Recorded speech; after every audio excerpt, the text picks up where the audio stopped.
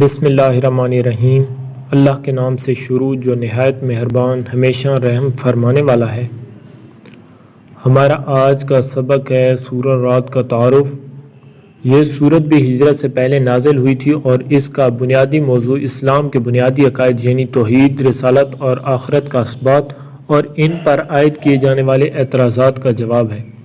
پچھلی سورت یعنی سورہ یوسف کے آخر آیات نمبر 105 میں اللہ تعالیٰ نے فرمایا تھا کہ آسمانوں اور زمین میں اللہ تعالیٰ کی قدرت کاملہ اور اس کی وحدانیت کی بہت سی نشانیاں پھیلی ہوئی ہیں، لیکن کفار ان کی طرف دھیان دینے کے بجائے ان سے منہ موڑے ہوئے ہیں۔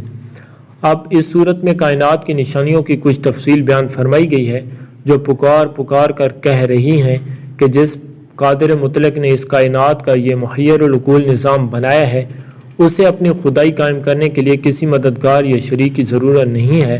اگر انصاف کے ساتھ غور کیا جائے تو اس کائنات کا ہر ذرہ اللہ تعالیٰ کی توحید کی بھی گواہی دیتا ہے، اور اس بات کی بھی کہ یہ سارا نظام اس نے بے مقصد پیدا نہیں کر دیا، اس کا یقیناً کوئی مقصد ہے، اور وہ یہ کہ اس دنیاوی زندگی میں کیے ہوئے ہر کام کا کسی دن حساب ہو اور اس دن نیکیوں کا انعام اور برائیوں کی سزا دی جائے۔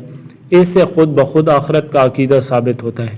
پھر نیکی اور برائی کا تعین کرنے کے لیے ضروری ہے کہ اللہ تعالیٰ کی طرف سے واضح ہدایات بندوں کو دی جائیں۔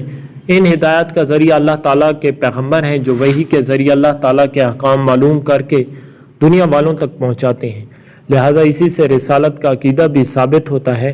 کائنات کی جو نشانیاں اس صورت میں بیان کی گئی ہیں ان میں بادلوں کی گرج چمک بھی ہے جس کا ذکر اس صورت کی آیت نمبر 13 میں آیا ہے۔ عربی میں گرج کو رعد کہا جاتا ہے، اسی پر اس صورت کا نام رکھا گیا ہے۔